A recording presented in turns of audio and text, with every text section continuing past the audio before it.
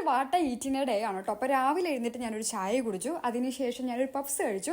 നല്ല ചൂടോടുള്ള പപ്സ് ആയിരുന്നു. വീട്ടിൽ നിന്ന് പുറത്ത് പോയതുകൊണ്ട് പപ്സ് വാങ്ങിച്ചുകൊണ്ട് വന്നു.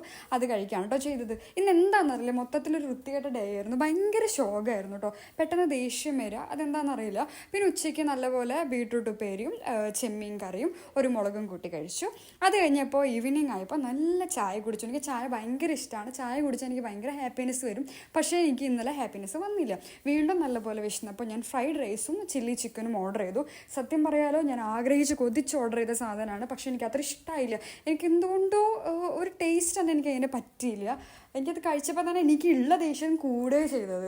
ചിലപ്പോൾ ദേഷ്യത്തിനുള്ള കാരണം ഞാൻ വരട്ടെ, അല്ലെങ്കിൽ വേണ്ട പിന്നെ വരാം, 2 ദിവസം കഴിയട്ടെ, അങ്ങനെ പറഞ്ഞിട്ട് ഒരാൾ നിൽക്കുന്നത് കൊണ്ടാവാം.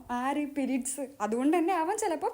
രാത്രി അസൂഷ്യൽ ചെമ്മീൻ കറിയും നല്ല ബീട്രൂട്ട് ഉപ്പേരിയും കൊണ്ടാട്ടവും ഒരു മുളകും കൂടി കഴിച്ച് സുഖമായിട്ട് കിടന്നുറങ്ങി.